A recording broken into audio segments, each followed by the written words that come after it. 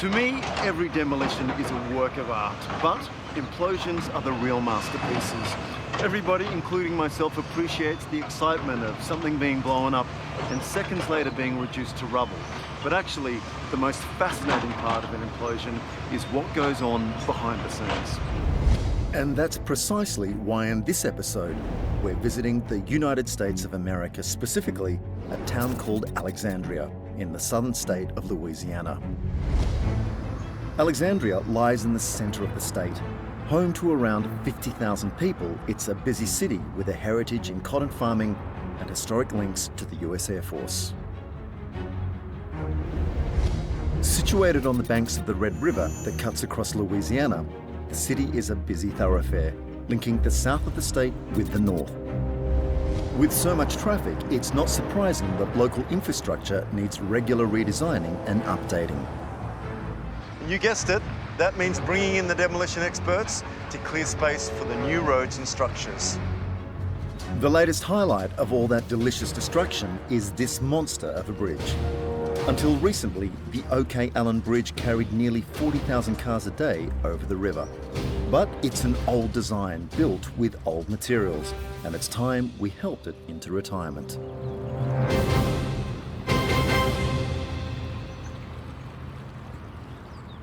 But no job of this magnitude is going to be easy. It'll require some serious manpower, the ingenuity of an experienced team, and always some luck.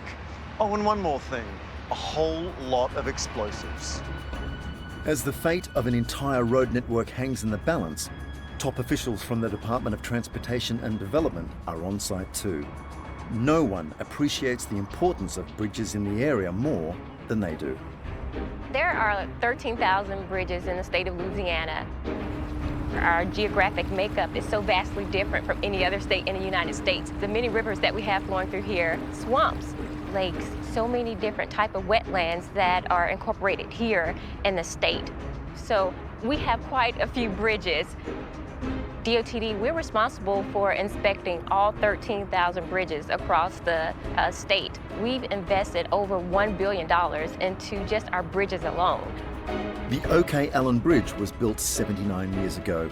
It's had a good run, but it's starting to show its age and is no longer a practical route for the people of Alexandria. The OK Allen Bridge, it was completed in 1936. It was built during the administration of Governor OK Allen, Oscar K. Allen. He died the same year that the bridge was opened. He died in January of 1936, and the bridge opened later that year. This bridge was narrow and kind of scary for some people to cross. It was kind of frightening to them because it was so narrow, and an 18-wheeler would be coming the other way. People would go out of their way to not go over the OK Allen Bridge because it was too traumatic for them. Design flaws aside, the bridge posed a serious threat to the safety of the thousands of commuters that crossed it each day, and so eventually was closed to the public. The bridge was designed in the 30s and is not capable of carrying the loads that we have today on our highways. Plus, it was also pretty narrow. Only had 11-foot lanes, and we only had 13 feet of vertical clearance, and that caused us some problems with maintenance and keeping the bridge in service. So the bridge had served its useful life. The two-lane bridge nowadays is not adequate given the capacity of the roadway. Freight loads going across our highways these days are much heavier than they used to be in the past. So the decision was made to widen it from a two-lane roadway to a four-lane roadway. The disruption caused by the closure of this vital link over the Red River to neighbouring Pineville would have been catastrophic to the flow of the local highways.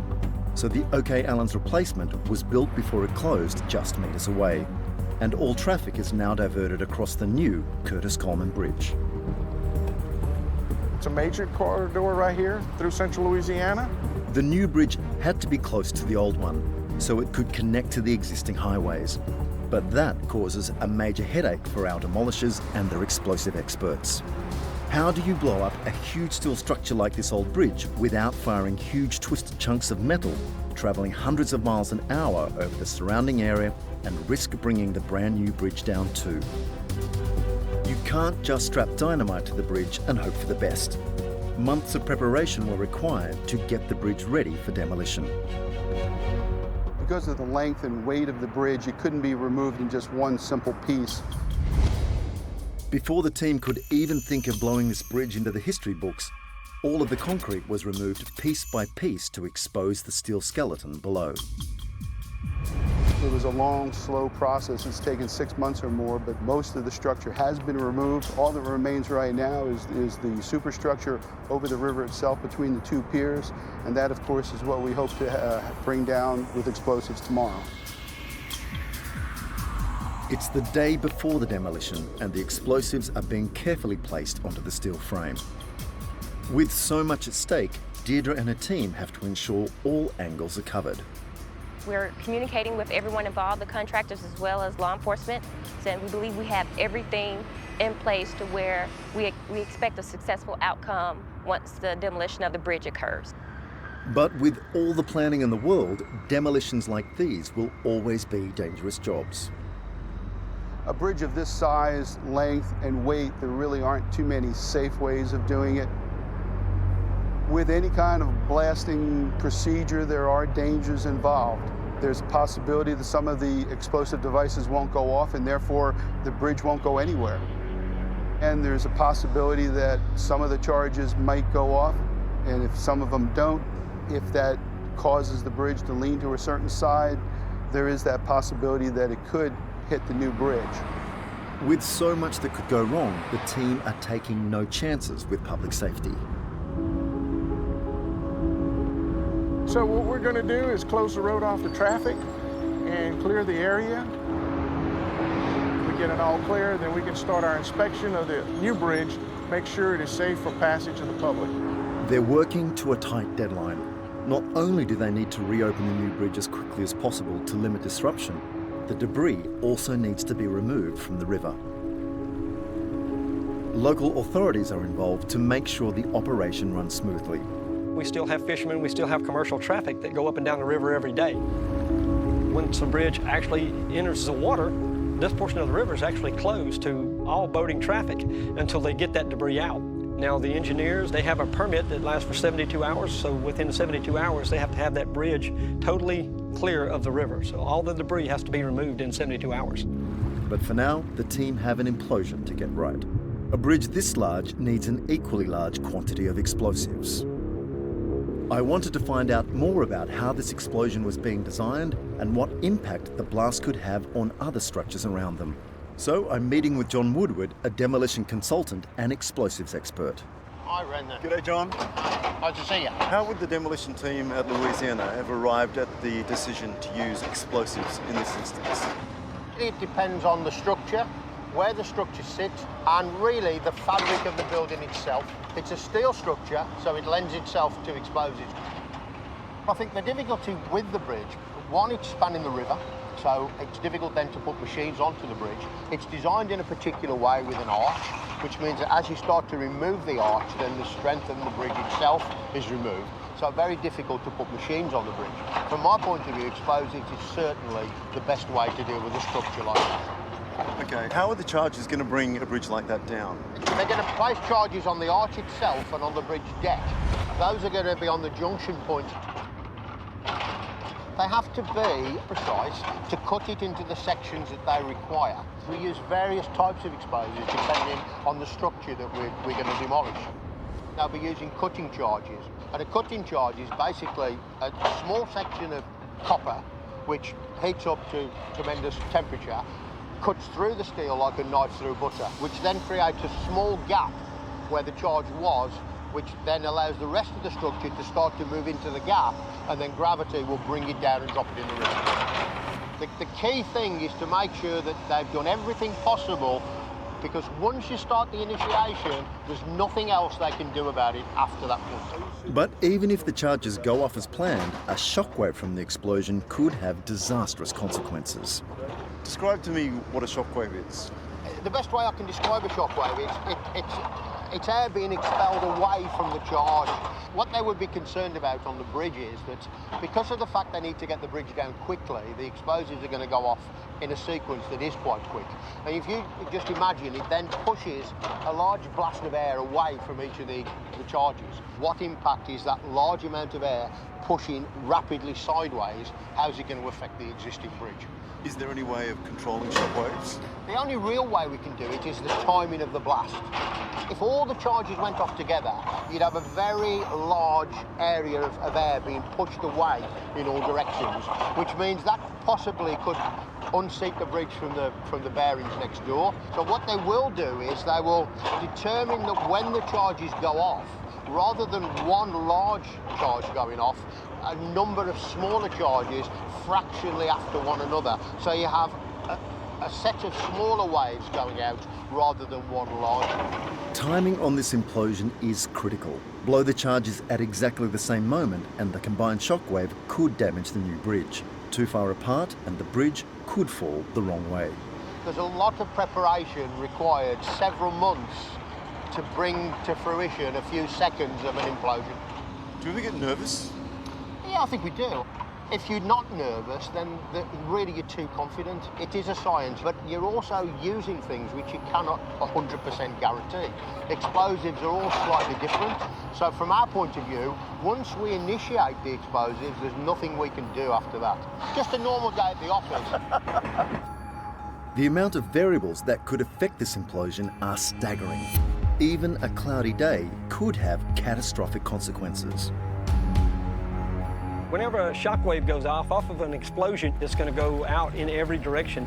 Even though the charge itself is directional, when it goes off, it still has a shockwave that comes off of it that's going to go 360 degrees. It's going to go up, it's going to go out, and as it reaches up into our atmosphere, when it reaches cloud cover and things like that, it's going to reflect off of those clouds. It'll bounce back off. It can bounce off of buildings and that sort of thing. You would think it goes in a short distance, but actually it keeps on going and going and going until it dissipates.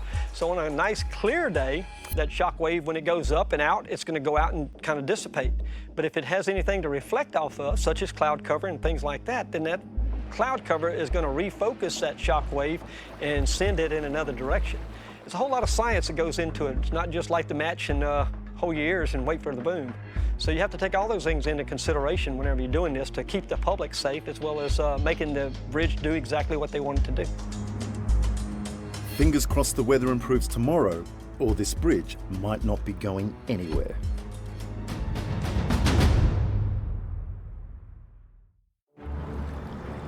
It's 7 a.m. Despite all the potential problems, it's now or never for this demolition. Thankfully, the skies are clear, but a change in the weather could still throw months of planning out the window. The charges had been painstakingly placed, triple-checked, and detonators attached. Everyone begins to move into position. A crowd of onlookers has gathered, which provides an additional problem for the men on the ground, trying to ensure everybody's safety. So many people are out here ready to witness this historic event.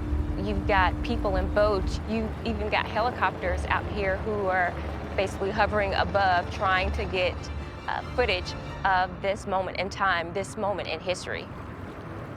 We're working with law enforcement agencies from all across the state. They are making sure that the waterway is secure so that no boats, no barges, or anything of that nature will try to come through as we're preparing for the blast to take place. Blowing up a bridge is a very exciting thing for many people to come from all over to see it, and that's our biggest concern. We certainly don't want anyone within the blast zone.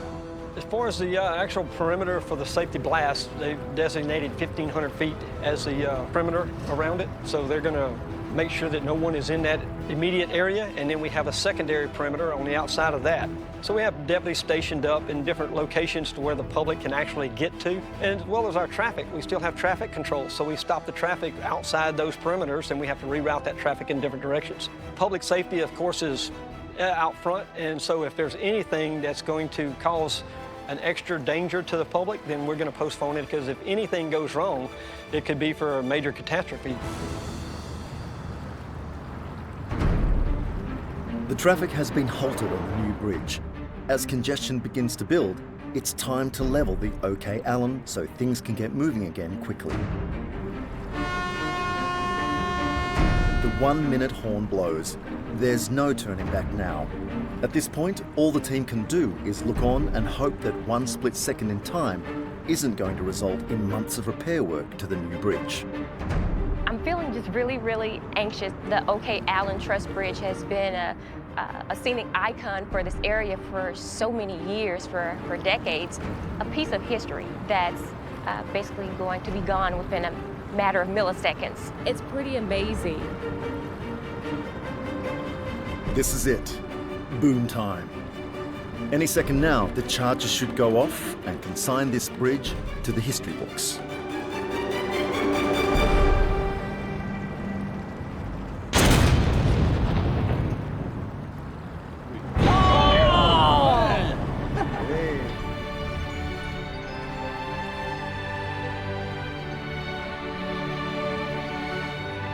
The bridge drops, and at first glance, that looks like a textbook implosion. Undetectable to the human eye, the charges went off within milliseconds of each other as planned, and the bridge came down beautifully. The steel frame of the bridge becomes completely detached from its base, and because the explosives team managed to detonate every charge correctly, gravity does its job, and the structure just drops vertically into the river.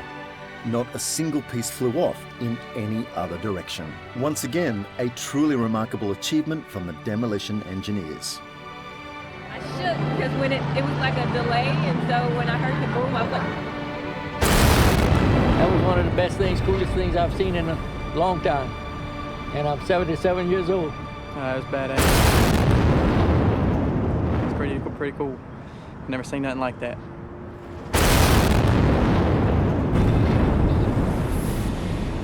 But as impressive as that might have looked, and although they have successfully dropped a huge bridge straight into the Red River, the drama is far from over. Shockwaves emitted from the explosion could have damaged the new bridge, and this is damage that isn't easy to detect. At least not until 30 tons of traffic starts moving on it and things start to crumble beneath them. The old bridge was about 100 feet away from the new bridge, so it was really close for a blast to take place. We have our bridge inspection teams out there. They are up on the bridge, inspecting the bridge, looking for any unintended effects to the new bridge. They need to be able to view the bridge from every conceivable angle, so specialist equipment is brought in to help the engineers. Time is of the essence though. They have to get the road open as quickly as possible, but you can't hurry this job. If something is missed, it could spell disaster. We're under a tight schedule because we want to minimize the amount of time that the bridge is out of service and not available for public use. So we are under a tight timeline. They all know that. We knew that when we planned the inspection to make sure that we did it as effectively, efficiently, and as thoroughly as we could. So we have a lot of pressure.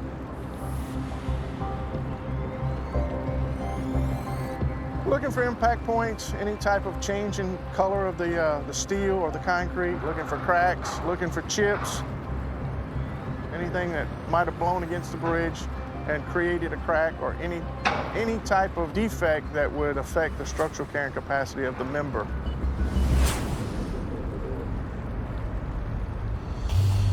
There's an equally pressing task going on under the bridge too. Part of the bridge's frame still remains attached to its concrete legs. It isn't safe for the cleanup crew to work directly underneath these, not until they've been tested to ensure they aren't about to come crashing down.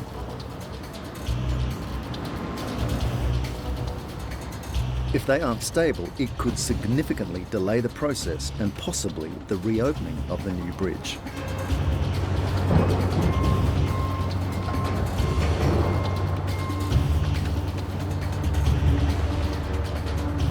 So far, so good.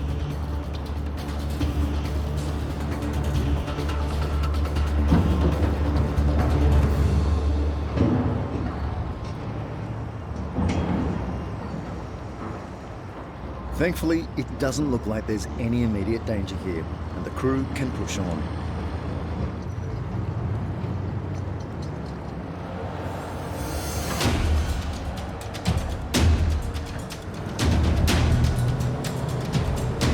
Now the hard work really begins.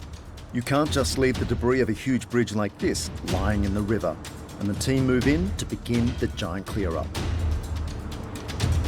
In the 72 hours, they have to have that bridge totally clear of the river. Each chunk of the bridge is extremely large, but was purposely blown up into manageable pieces, so the heavy-duty barges with cranes could pluck them out of the water. The barges can lift huge weights without toppling. That's some seriously impressive strength.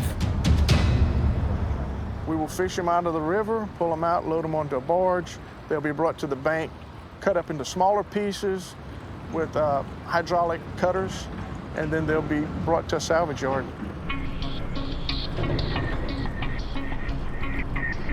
No one likes to see the product of a good demolition go to waste. So once this metal is loaded up onto the trucks, it's going to be taken off and recycled.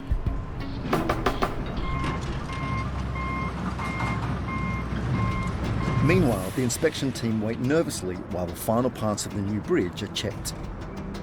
Only then will we know if this demolition has been successful or not. Even the slightest crack could put the new bridge out of action for months, spelling chaos for drivers in and around Alexandria. We just got word that our inspectors have looked at all the major components.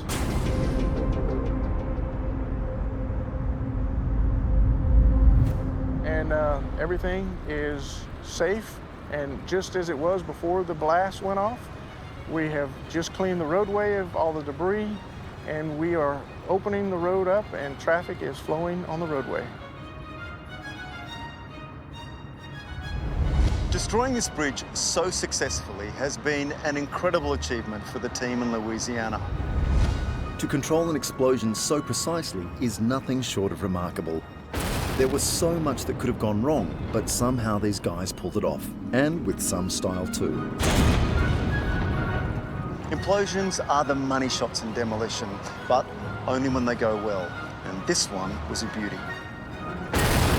Deirdre and her team couldn't be more pleased. In the past 24 hours, we had this structure that's been there for years, and just to see that it was there yesterday, and just within milliseconds, it's now gone. It's pretty amazing. The OK Allen Bridge is no more. She's down. After 79 years, the OK Allen Bridge is history. It was a great day, big piece of history gone. The bridge went just as planned. All the charges, we got to review the slow motion video, and so all the charges went exactly as they were planned. So everything worked out great. The blaster did a great job, and piece of history. My hat's off to those guys. That's another amazing demolition, proving once again that there is as much skill and expertise in knocking things down as there is in building them up. Except in my opinion, you need a bigger pair of wrecking balls if you want to be in the demolition game. See you next time.